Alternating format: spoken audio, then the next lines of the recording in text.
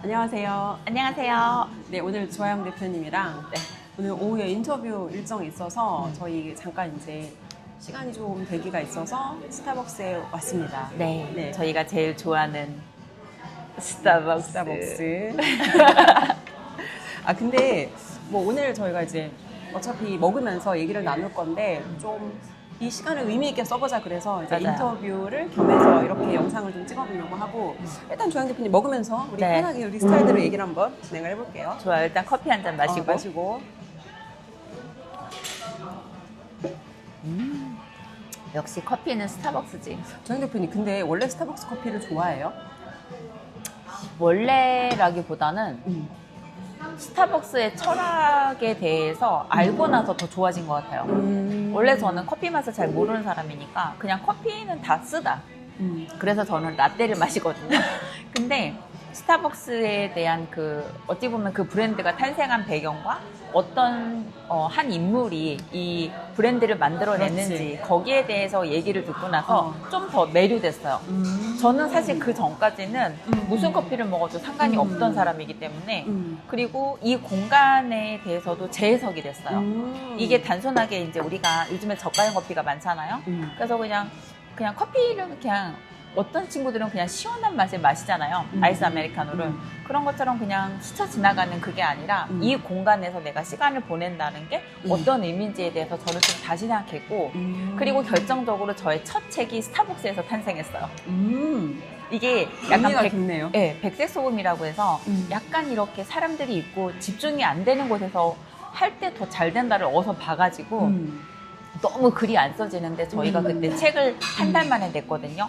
그래서 초집중을 해야 되니까 그때 학원장 시절에 학원 출근하기 전에 스타벅스에 들려서 반드시 한 꼭지를 쓰고 출근하는 거를 원칙으로 했어요. 그래서 스타벅스는 저한테 어떤 그 브랜드의 철학과 그리고 또 결과적으로 제가 PD로서 책을 생산해냈던 그런 의미 있는 공간이에요. 사실 저는 스타벅스를 저 학원하던 시절에 스타벅스 마케팅을 먼저 배웠어요.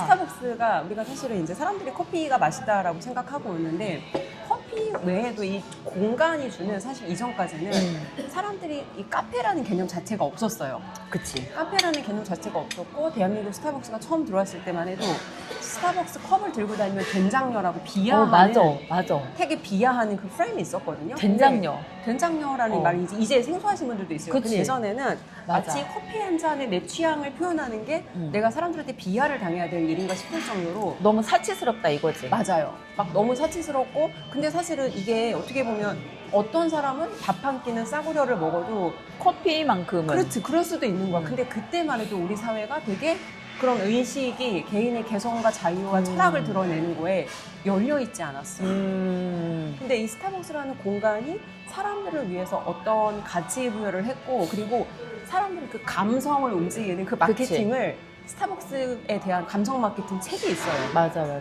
그 책을 사서 보면서 학원 운영할 때 스타벅스가 따뜻하게 고객들의 그 감성을 터치하는 거를 나도 감성 마케팅을 되게 잘했거든. 그렇게 내가 이용할. 맞아요. 그래서 의외로 커피로 접근한 게 아니라 이제 그렇게 하다가 그리고 오너드라는 책이 있어요. 스타벅스 오너가 어떻게 스타벅스라는 브랜드를 원래 그 사실은 자기 게 아니었거든. 근데 그 브랜드를 어떻게 본인이 이제 어떤 철학을 가지고 키워왔는지 그리고 원두 하나를 선별할 때도 얼마나 맞아. 윤리적으로 이제 그런 어떤 비즈니스를 하는지 이런 것들이 되게 뭐라고 할까 그런 게 되게 비즈니스를 하는 사람들한테 영감을 줬던 것 같아요. 개인의 스토리. 그치. 그냥 단순하게 저런 멋진 브랜드가 있구나가 아니라 나도 어차피 사업을 하는 사람이면은 당연히 그걸 가져와서 내가 영감을 응용해야 얻는 돼. 거죠. 맞아요. 그리고 또 조양 대표님은 이제 스토리 세일즈라든지 이런 걸로 고객들을 많이 도왔었잖아요. 네. 그래서 스토리 세일즈 관점으로 보더라도 그 사람이 그러니까 이런 것 맞아요. 같아요. 큰 기업을 일군 사람들은 다 자기만의 어떤 사업의 원칙과 철학과 비전이 있어.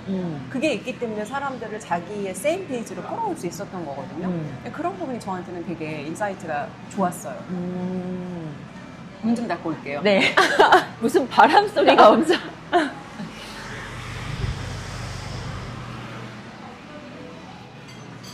자, 일단 이 스타벅스에 대해 우리가 이제 빠져들게 된 계기는 여기까지 얘기하고 맞아요. 그러면 지금 우리 일주일에 한 번씩 스타벅스를 오잖아요. 지금 평소보다 좀 많이 한산한데 이런 현상에 대해 어떻게 생각하세요?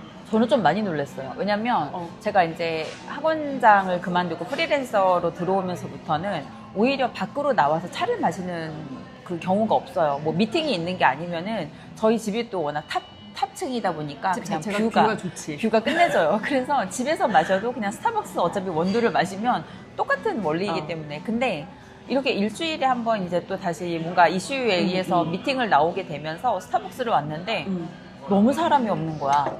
일단 거기에 되게 놀랬고, 그리고 이제 우리가 지금이 밥 먹을 시간이라 없나? 그 생각도 했어요. 우리는 점심 겸 이렇게 먹고 일을 하러 가야 되는데 이게 밥 먹을 시간이 없나 그랬는데 그게 아닌 것 같아. 그러니까 어찌 보면은 지금 이슈가 있었잖아요. 이슈가 있었는데 생각보다 많은 사람들이 맞아요. 거기에 의해서 영향을 받고 결정을 하는구나. 난 그게 충격이었어. 그러니까 이게 이런 것 같아요. 스타벅스 오너가 나와서 그럴 의도가 없었다는 거를 얘기했고, 의도가 없었다는 거를 밝혔음에도 불구하고 책임자는 다 사실은 조치를 취했잖아요. 근데 의도가 없었고 의도가 있다는 걸 밝히지 못했어. 그럼 사실 그 말을 믿어줘야 되는 거 아니에요? 그쵸. 그러니까 우리가 이런 일이 지금 처음 있는 건 아니에요. 이미 쿠팡 때 한번 경험을 했단 말이에요. 근데 그때 사실 사람들이 그렇게 쿠팡에 대해서 글쎄 불매운동을 한다고 하는데 제 주변에는 다 쿠팡을 그래도 이용했거든요. 불매를 왜 했던 거죠? 그때 난 기억도 안 나. 나도 기억도 안 나. 혹시 아시는 분들 댓글로 좀 남겨주세요. 개인정보 유출에 의해서 뭔가 무슨, 난 이제 기억도 안 나는데 무슨 사태가 있었고, 거기에 대해서 그 중국의 어떤 직원인지 스파인지가 개인의 이탈인 거잖아요. 그거를 빼돌렸고, 그거를 이제 쿠팡에다가 이제 뒤집어 씌운 거죠. 근데 어쨌든, 그래서 사실 소비자는 편리함을 주고, 내 욕구를 채워주면 돼. 사실 그렇지 않아요? 우리가 모두 다 감정 소비를 하지 누가 이성 소비를 해요. 우리가 이성 소비를 한다면은 여기에 뭐다. 왜냐면은 누가 이 물 한 잔에 4,500원, 5,500원을 내고 누가 이 빵 쪼그리 하나에 그렇잖아요. 근데 우리가 여기 와서 내가 어차피 사실 우리가 그 한식 뷔페집 가면은 같은 돈으로 배 터지게 먹을 수 있어. 3배의 법칙. 3배의 법칙. 근데 우리가 이곳을 선택하는 이유가 있어. 왜? 일단 대화를 할 수가 있고, 두 번째는 이렇게 또 생산자의 활동도 할 수가 있고, 그리고 저는 아까 말씀드린 것처럼 그 기업가의 그거를 조금이라도 느끼고 경험할 수 있는 게 우리가 평범한 일상에 내가 줄 수 있는 특별함이라 생각을 하거든요. 그래서 그런 여러 가지 면에서 내가 소비를 해도 조금 더 똑똑한 소비? 그렇게 생각을 하는데 그 사건 하나로 이렇게 횡하게 된 게 나 너무, 여기가 그리고 만약에 이제 좀 지방이야, 뭐 유동인구가 없어, 그럼 모르겠는데 여기 핫플이잖아. 핫플이야.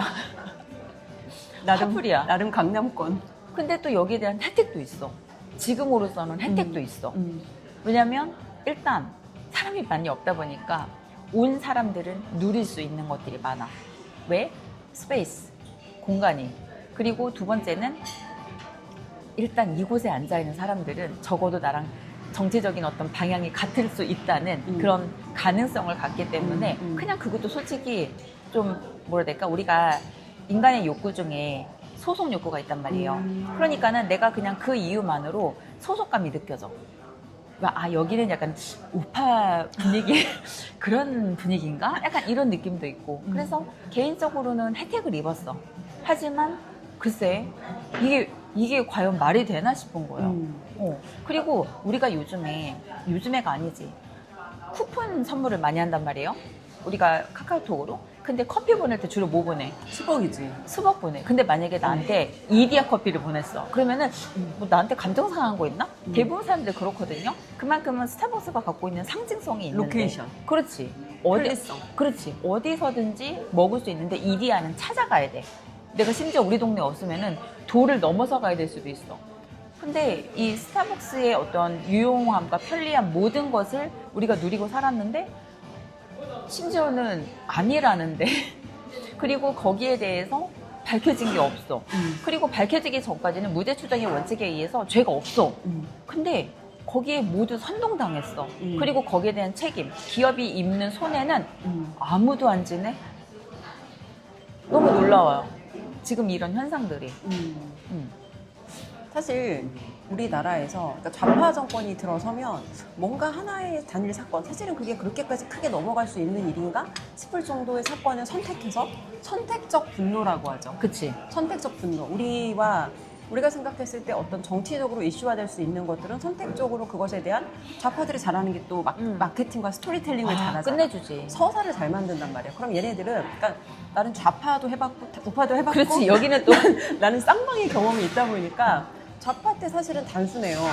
그냥 세월호 사건 때 그 일이 일어난 건 비극이지. 근데 그 일이 일어난 걸 비극으로 시작으로 해서 과연 대통령 한 사람을 날려버릴 만큼의 사건인가 우리가 빠져나와서 생각해 볼 필요가 있거든. 근데 그때는 그런 얘기를 입 밖으로 꺼내는 것만으로도 냉혈한이거나 넌 자식이 없어서 너는 엄청 막 비난의 대상이 되지. 그런 거에 대해서 슬프지 않다는 게 아니에요. 근데 그것에 대해서 빠져나와서 이성적으로 생각해 볼 필요가 있지 않냐는 거야. 근데 그 이성적인 생각을 꺼냈다는 이유만으로 비난을 받아. 비난을 받고 사회적으로 거의 매장의 분위기고 심지어 교육업 종사자인데 그런 얘기를 했다? 그럼 동네에서 학원 문 닫아야 되는 거야. 그리고 노란 리본을 강요당했다고 해야 되나? 그거를 차에다가 안 하거나 아니면 카톡 투사에다가 안 하면은 마치 너는 왜 슬퍼하지 않아? 난 이게 너무 신기한 거야. 우리가 예를 들어서 그렇게 따지면은 내 집안에 그 대소사에 의해서 사람들이 감정이 얼마나 기복이 심해요? 그거를 다 카톡에 드러내야 돼? 내가 슬프다고 해서 내가 막 얼마나 지금 이걸 겪고 있는지를 그걸 다 카톡에 드러내야 돼? 그게 사실 루저거든요. 그러니까 타인에게 그걸 강요할 수는 없는 거지. 사회적인 어떤 그런 우리가 다수라는 걸 이용해서 다수의 어떤 힘을 이용해서 사회적으로 그거를 슬픔을 강요할 수는 없는 거지. 자유민주주의인데 왜 자유가 빠지냐고. 그리고 예를 들어서 슬프지만 그거를 내 일상에 내가 담아서 표현하고 싶지 않을 수도 있거든.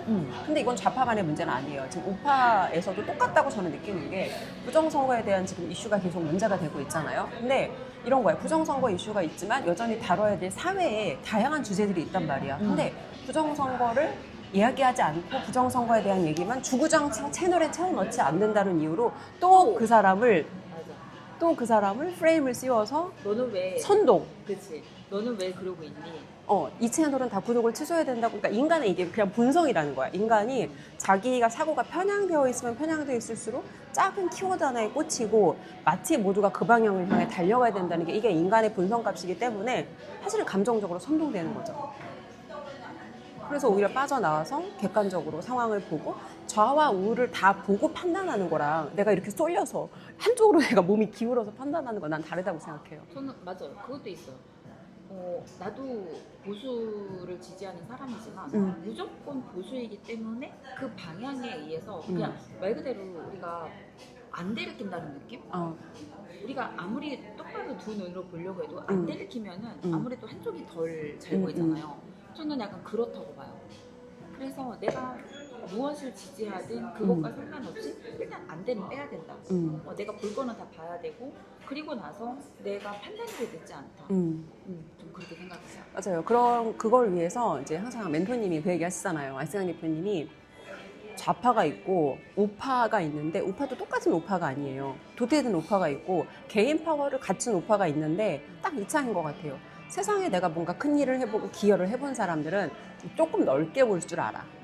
관점이 조금 덜 편향돼 있어. 정치의 방향은 보수가 옳다는 걸 알지만 맹목적으로 예를 들면 이런 거죠. 마치 타인이 봐서는 광신도인 것처럼 편향되지 않는다는 거예요.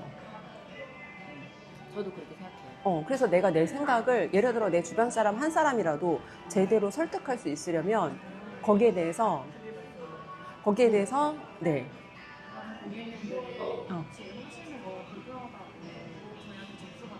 아 그래요? 어떤 면이에요? 그 내용을 알아야지. 저희 지금 녹화하고 있는데. 이거 개인 방송이에요, 그냥. 개인 방송이에요. 그냥 개인. 근데 어떤 내용이 불편한지를 알아야지. 무조건 저희가 둘이 얘기하는 수준으로 지금 얘기를 하는 건데 그거를 무조건 불편하다고 하지 말아라라는 게. 대화를 하고 우리도 대화를 하잖아요. 대화를 하는 건 여기서 저희만 찍는 건데. 지금 이거를 전달하시는 분한테 얘기하는 건 아니고 자기 주장을 하려면 주장에 대한 근거가 있어야 된다는 얘기를 드리는 거예요. 예를 들어 저희가 다른 분을 찍거나 뭔가 했으면은 당연히 그럼 죄송하다고 각도를 틀거나든 다시 한번 여쭤볼게요.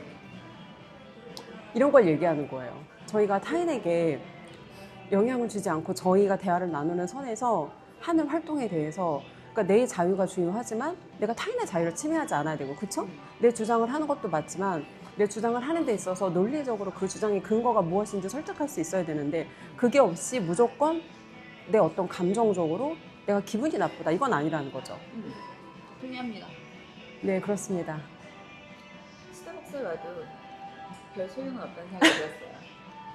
네. 무슨 말인지 생각을 해보시면 좋을 것 같습니다. 네, 그러니까 항상 제가 얘기하는 거는 좌파, 우파의 문제가 아니라, 그래서 제가 조금 전에 얘기하던 도태된 우파가 있고 개발된 우파, 개인 파워를 갖춘 우파가 있는데, 그래서 개인의 발전과 성장에 먼저 집중하라는, 제가 늘 저희 고객 그 유튜브에 오시는 분들께 늘 드리는 그 메시지를 다시 확인하는 그런 시간이었네요. 네, 네. 좋습니다. 오늘 인터뷰 여기까지 하고 저희 일단 점심을 먹어보도록 하겠습니다.